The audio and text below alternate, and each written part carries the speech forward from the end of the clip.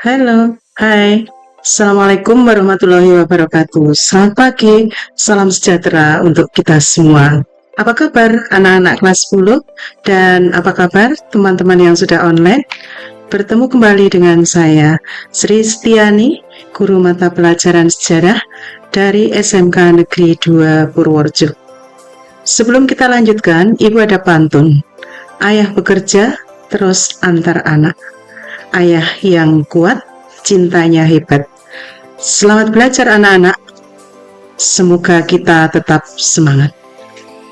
Pada kesempatan ini kita akan melanjutkan pembelajaran. Pada pertemuan yang lalu kita sudah belajar tentang corak kehidupan manusia purba, terutama zaman batu. Pada video pembelajaran ini sudah saatnya kita belajar materi tentang corak kehidupan manusia purba pada zaman logam. Dalam pembelajaran ini kita mengambil capaian pembelajaran peserta didik untuk kelas 10 fase E dengan alur tujuan pembelajaran sebagai berikut. Yang pertama, peserta didik mampu menjelaskan pengertian logam. Yang kedua, peserta didik mampu menjelaskan siapa yang membawa budaya logam. Yang ketiga, peserta didik mampu menjelaskan teknik dalam pembuatan alat-alat dari bahan logam. Untuk alur tujuan pembelajaran selanjutnya, peserta didik mampu mengklasifikasikan hasil budaya dari logam. Dan alur tujuan yang terakhir, peserta didik mampu mendeskripsikan kegunaan atau fungsi dari alat-alat yang terbuat dari logam. Anak-anakku, kehidupan masyarakat pada zaman batu sudah kita pelajari. Peradaban masyarakat dan teknologi pastinya berjalan progresif dan semakin canggih.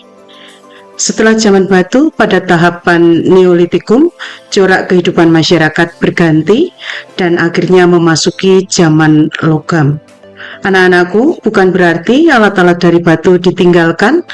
Alat-alat batu masih dipakai pada zaman logam, bahkan sampai sekarang. Seiring dengan perkembangan manusia yang semakin maju, alat dari bahan batu masih dipakai.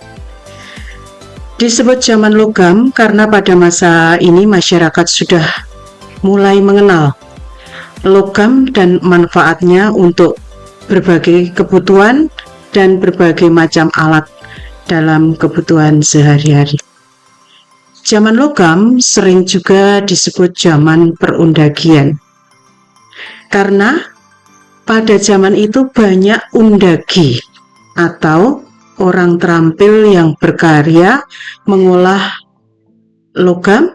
Ada juga orang terampil yang berkarya sebagai tukang kayu dan lain-lain. Di zaman logam, masyarakat banyak yang memiliki keterampilan sehingga muncullah golongan undagi.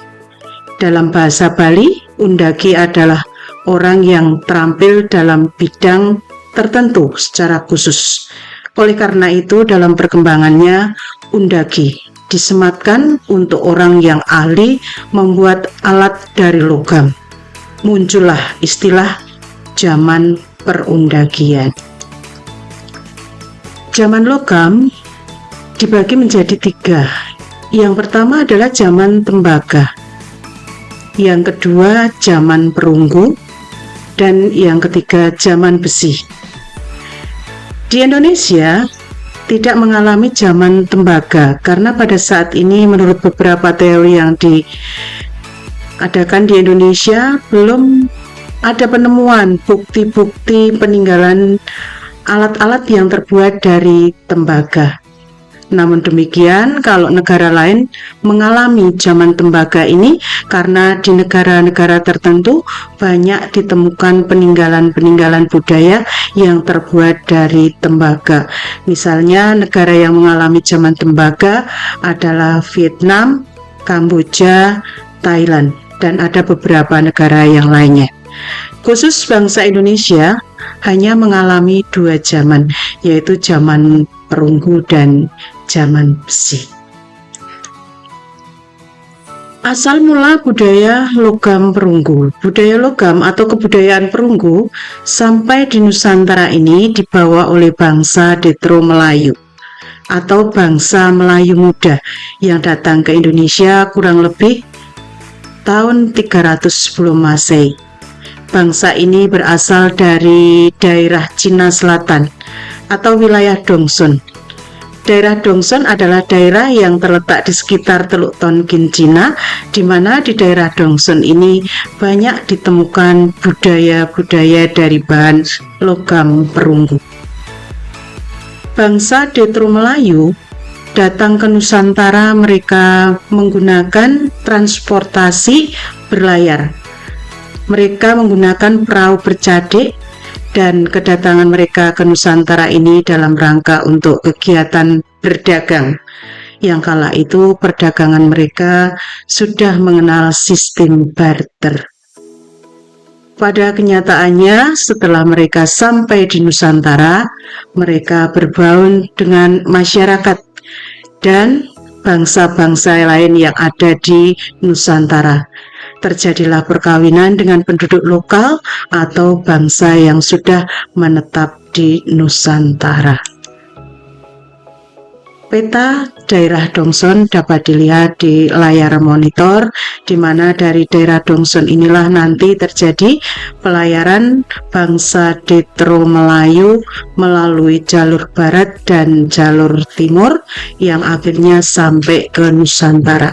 Ada yang lewat Semenanjung Malaya, lewat Sumatera sampai ke Jawa, ada juga yang melalui jalur timur sehingga sampai di daerah Sulawesi.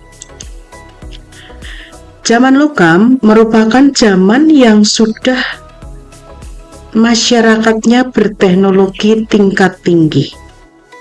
Masyarakat sudah memiliki teknologi tinggi dikarenakan telah menguasai keterampilan mengolah bahan dari dasar logam. Perlu diketahui, untuk mengolah logam diperlukan keterampilan yang cukup tinggi. Di sini untuk logam perunggu itu merupakan hasil dari pengolahan campuran antara tembaga dan timah dengan perbandingan 3 sampai 10 atau 3 berbanding 10 sehingga menghasilkan logam yang lebih keras. Dengan demikian, mereka mampu mencampur dua bahan tembaga dan timah menghasilkan perunggu ini, sebuah keterampilan yang dikatakan lebih tinggi dibandingkan kemampuan membuat alat-alat sebelumnya yang terbuat dari bahan batu. Dalam pembuatan alat-alat dari logam perunggu itu ada dua teknik. Menurut Vanderhoof, ada dua teknik yang digunakan dalam pembuatan alat-alat dari bahan logam perunggu. Yang pertama adalah bivolve atau sering disebut cetak setangkup. Teknik yang kedua adalah jahit perdu atau cetak lilin. Teknik bivolve atau teknik setangkup itu dikatakan seperti itu karena pembuatannya dilakukan dengan cara menangkupkan dua buah bagian cetakan yang mana cetakan itu terbuat dari batu. Kemudian ke dalam cetakan itu diisi cairan logam perunggu. Anak-anak, cetakan tersebut terbuat dari dua bagian. Ini biasanya dibuat dari bahan dasar batu yang dibelah menjadi dua, di mana di bagian permukaannya yang datar digambar terlebih dahulu mengenai benda yang akan diinginkan. Ke dalam batu itu yang sudah ada gambar benda yang diinginkan, itu kemudian dilubangi. Cetakan ukuran lubangnya yang dibuat di dalam batu dibuat ukurannya sama antara dua cetakan tersebut. Jangan lupa di salah satu cetakan itu diberi lubang yang kecil untuk nanti menuangkan cairan logam. Setelah kedua cetakan jadi, kemudian cetakan itu ditangkupkan dan diikat terlebih dahulu secara kuat sehingga nanti kedua cetakan itu tidak ada rongga. Melalui celah yang dibuat berupa lubang kecil di bagian sisi itu, nanti kita tuangkan cairan perunggu yang panas. Anak-anak, setelah dituangi cairan perunggu yang panas, nanti cetakan didiamkan. Ditunggu hingga dingin, cairan menjadi beku, dan setelah beku, cetakannya dingin, cetakan tersebut dilepas talinya. Terbentuklah benda yang kita inginkan, misalnya berupa kapak corong atau kapak sepatu atau candrasa dan lain-lain.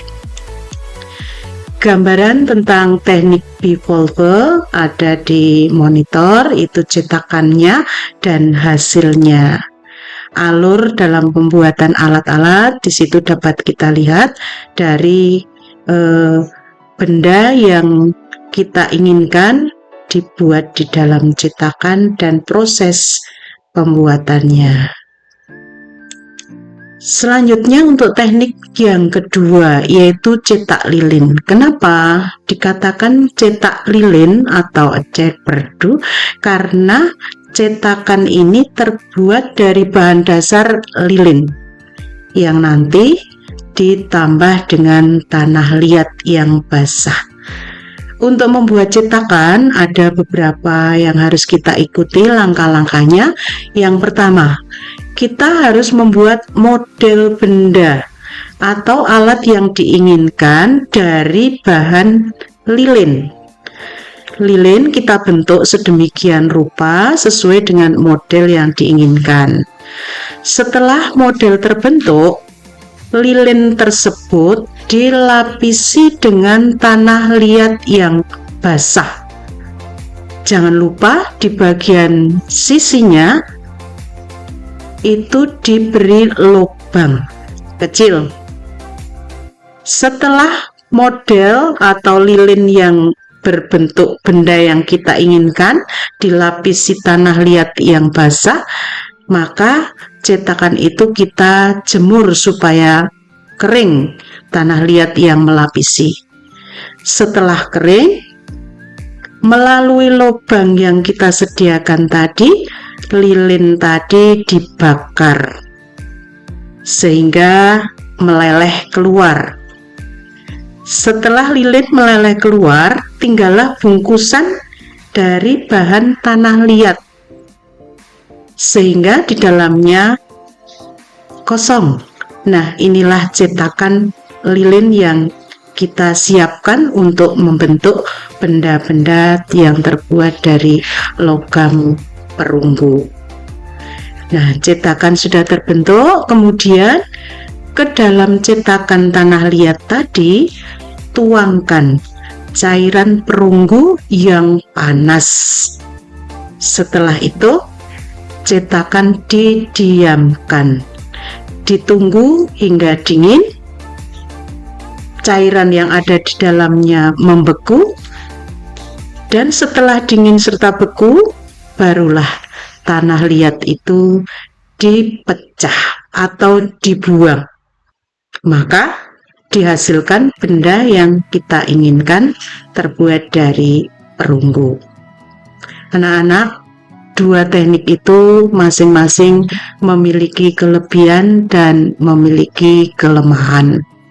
Kalau teknik bivolve itu kelebihannya dapat dipakai berkali-kali.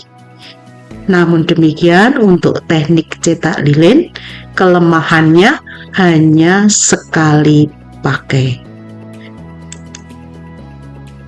Dalam monitor terdapat gambar atau contoh teknik cetak lilin, di mana di situ alur pembuatannya seperti terlihat di dalam gambar, dan setelah selesai itu ada gambar logam perunggu yang panas sekali dituangkan ke dalam cetakan. Kiranya anak-anak sudah jelas tentang dua teknik ini. Selanjutnya, alat-alat yang dihasilkan dari dua teknik itu terbuat dari logam. Dalam kehidupan sehari-hari masyarakat, ada benda-benda yang baru yang kita kenal dengan nama satu, kapak corong, atau sering disebut kapak sepatu. Kapak corong atau kapak sepatu itu karena bentuknya seperti corong atau bentuknya seperti sepatu. Ini adalah alat kebesaran yang digunakan biasanya pada upacara-upacara adat. Kapak ini terbentuk seperti sepatu atau corong, itu nanti dalam pemakaiannya diberi tangkai dari kayu. Nah, ada yang digunakan juga sebagai alat pertanian. Nah, dalam penemuannya, lokasi penemuan kapak corong itu ditemukan di Bali, di Sulawesi Tengah, dan di Sulawesi Selatan. Jadi cukup banyak contoh budaya logam yang berupa kapak. Selanjutnya ada benda dari logam perunggu yang berupa arca perunggu. Arca perunggu adalah semacam patung, dalam hal ini terbuat dari perunggu. Namun demikian, pada zaman perunggu ini, arca-arca itu selalu berbentuk manusia atau binatang. Dan dari penemuan yang ada, biasanya arca-arca perunggu ini memiliki lubang di bagian atasnya, sehingga kita dapat prediksi kemungkinan kecil atau cara penggunaannya itu digantung karena melihat adanya lubang yang ada di bagian atas. Nah, di Indonesia untuk arca ini ditemukan di beberapa tempat, yaitu di daerah Limbangan, Bogor, di daerah Bangkiang, daerah Riau, dan di daerah Palembang, Sumatera Selatan. Hasil budaya yang lain dari logam perunggu adalah bejana. Bejana perunggu itu semacam periuk, tetapi bentuknya lebih langsing dan gepeng. Bejana perunggu di Indonesia banyak ditemukan di tepian Danau Kerinci, daerah Sumatera, daerah Madura. Bejana-bejana ini ditemukan tersebut memiliki hiasan yang mirip dan hampir serupa, yaitu sangat indah berupa gambar geometri atau pilin-pilin yang menyerupai huruf J. Bejana ini kemungkinan digunakan sebagai sarana upacara kepercayaan pada waktu itu. Hasil budaya yang lain berupa candrasa. Candrasa ini merupakan alat semacam kapak, namun demikian kapak ini bentuknya lebar dan melengkung. Diperkirakan candrasa tidak digunakan sebagai alat pertanian, namun demikian dalam penggunaannya candrasa itu dimungkinkan sebagai sarana upacara kepercayaan. Alat-alat yang disebut candrasa banyak ditemukan di daerah Bandung dan diperkirakan karena bentuknya masih bagus sekali, mereka dalam menggunakan alat berupa candrasa itu digunakan untuk kepercayaan dengan cara dipakai secara hati-hati atau lebih terawat dibandingkan yang digunakan untuk alat pertanian berupa kapak corong atau kapak sepatu. Hasil budaya yang lain yang lebih banyak ditemukan yaitu nekara. Nekara ini merupakan genderang yang berukuran besar yang biasanya digunakan pada upacara-upacara ritual, terutama sebagai pengiring pada upacara kematian atau upacara memanggil hujan. Kadang juga diperkirakan dipakai sebagai genderang perang. Selain itu, nekara yang digunakan sebagai genderang perang ada juga yang digunakan sebagai mas kawin. Nah, nekara yang terbesar di Indonesia ditemukan di Pejing, yaitu di Bali, sering disebut the Moon of Pejing. Moko merupakan bentuk nekara tapi ukurannya kecil dan lebih langsing, di mana moko banyak ditemukan di daerah Pulau Alor dan Pulau Flores, Manggarai. Nah, dalam kegunaannya kalau moko di Pulau Alor itu digunakan sebagai mas kawin. Benda-benda peninggalan dari perunggu banyak sekali ditemukan juga berupa perhiasan perunggu. Benda-benda yang berupa perhiasan ini wujudnya ada kalung, ada gelang, ada juga manik-manik atau perhiasan yang berupa bulatan-bulatan kecil. Ada juga nanti hasil budaya yang berupa perhiasan ini semacam cincin yang dimana ada benda yang kecil tetapi berlubang, diperkirakan fungsinya untuk cincin.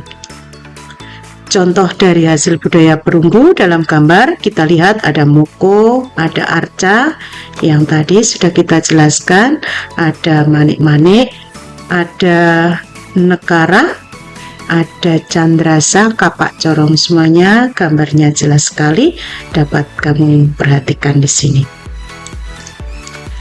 Kehidupan masyarakat pada zaman logam, kehidupan masyarakat zaman ini sudah teratur, mereka sudah hidup menetap, mereka sudah mengenal pemimpin. Dalam hal ini masyarakat sudah ada pembagian tugas yang jelas. Di masyarakat juga sudah dikenal kepercayaan, sudah ada sistem penguburan mayat. Dalam bidang ekonomi juga sudah meningkat, dalam bidang perdagangan dan pertanian. Perdagangan pada kala itu kita mengenal perdagangan dengan sistem barter. Sistem dan kegiatan perdagangan zaman ini kalau kita lihat perkembangannya pesat itu dimulai dari antar pulau hingga perdagangannya sampai ke negara-negara Asia Tenggara. Perdagangan umumnya dilakukan dengan tukar-menukar barang, yaitu pertukaran barang satu dengan barang yang lain yang dianggap seimbang melalui kesepakatan dari kedua belah pihak. Itulah yang disebut sistem barter. Dalam bidang pertanian sudah maju, di mana masyarakat zaman logam sudah mengenal persawahan. Dalam hal ini, persawahan yang dikembangkan adalah bertani di lahan yang basah. Sehingga kalau kita lihat hasil pertanian sudah semakin bagus, mereka sudah menggunakan cara-cara yang lebih efektif dan efisien dibandingkan dengan cara bercocok tanam di ladang.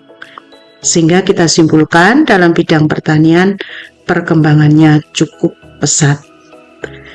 Budaya masyarakat di bidang kepercayaan semakin meningkat, di mana di dalam masa logam masyarakat sudah mulai mengenal penguburan mayat. Budaya penguburan mayat pada zaman ini dilakukan dengan dua cara. Ada yang dilakukan dengan cara langsung dan ada yang dilakukan dengan cara tidak langsung. Budaya penguburan mayat secara langsung dilakukan dengan memasukkan mayat ke dalam peti dan dikuburkan ke tanah, atau bisa jadi tidak menggunakan peti, langsung mayat dikuburkan di dalam tanah.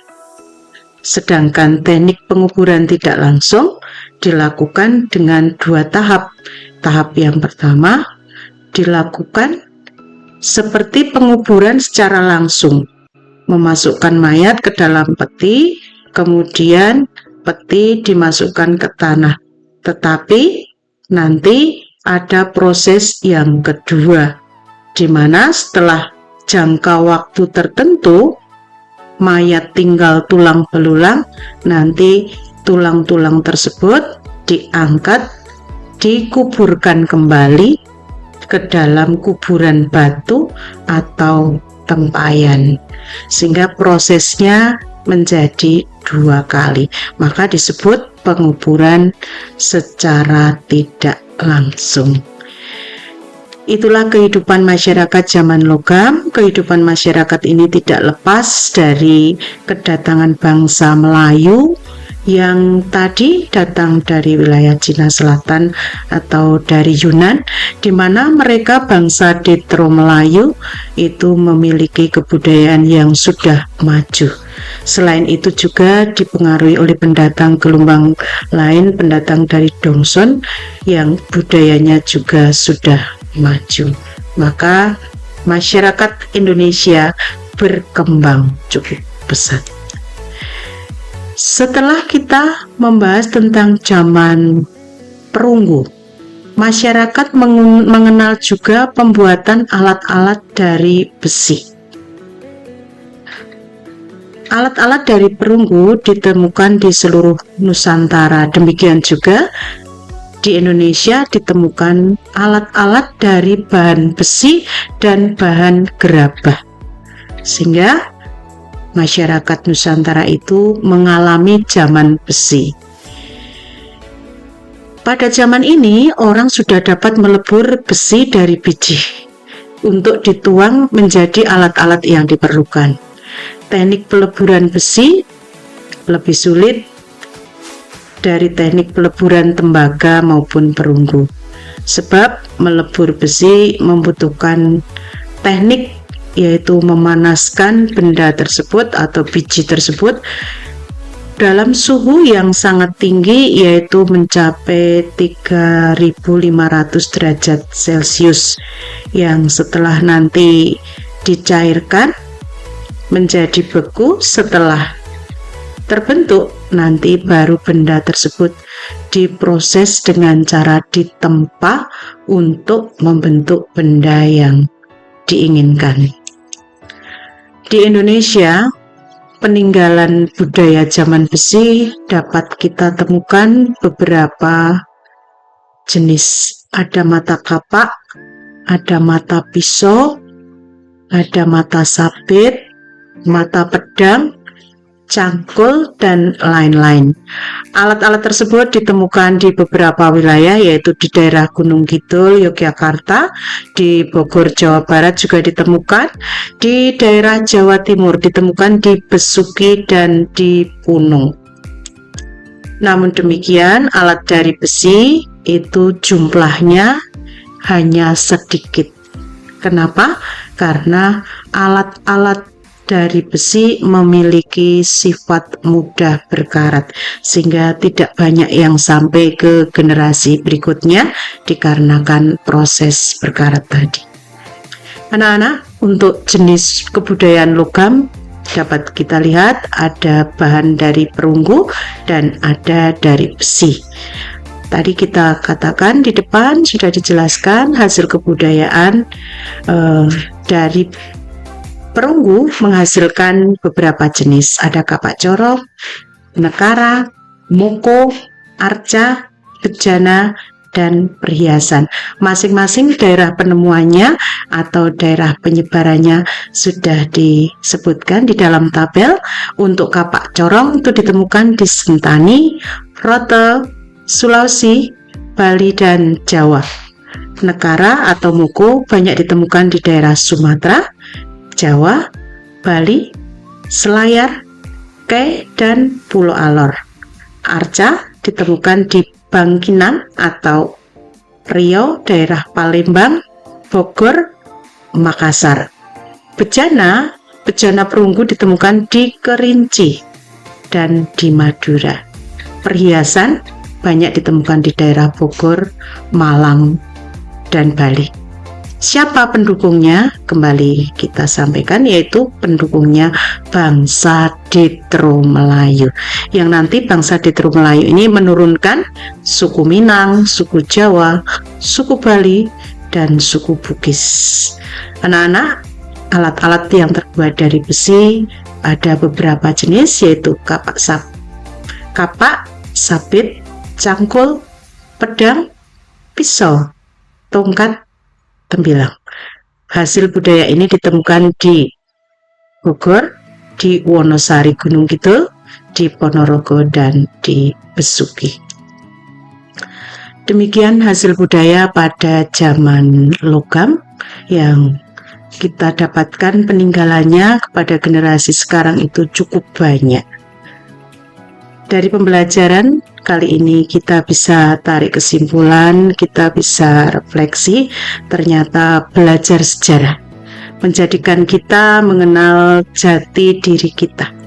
Dengan belajar sejarah, kita tahu sejarah bangsa kita, sehingga manfaat dari belajar sejarah kita bisa meningkatkan nasionalisme. Apabila kita nasionalismenya tinggi, tentu saja rasa menghargai bangsa, rasa semangat untuk membangun bangsa jauh lebih tinggi. Terlebih dengan nasionalisme yang tinggi, kita tidak akan melaksanakan tindakan yang merugikan bangsa sendiri, misalnya korupsi. Dengan belajar sejarah, memahami peristiwa yang pernah terjadi sehingga kita dapat bertambah wawasannya. Dengan belajar sejarah kita tahu peristiwa yang pernah terjadi itu ada yang berupa kesuksesan dan ada juga yang berupa kegagalan. Sehingga kita dapat wawasan dengan belajar sejarah bisa mengulang kesuksesan yang pernah dialami bangsa kita. Lebih lanjut lagi, dalam belajar sejarah menjadikan kita menjadi orang yang bijak. Artinya, orang yang bijak adalah orang yang tidak akan melakukan kesalahan untuk kedua kalinya. Karena orang yang bijak bisa memisahkan mana yang baik dan mana yang tidak baik. Semoga setelah belajar masa lampau, kita sekarang bisa menjadi lebih baik dan kita mampu menyiapkan masa depan yang lebih gemilang. Bung Karno berkata, "Jasmil, jangan sekali-kali melupakan sejarah." Demikian video pembelajaran tentang kehidupan manusia zaman praaksara, khususnya zaman logam. Semoga bermanfaat. Tetap semangat. Sampai di sini dulu. Terima kasih. Assalamualaikum warahmatullahi wabarakatuh.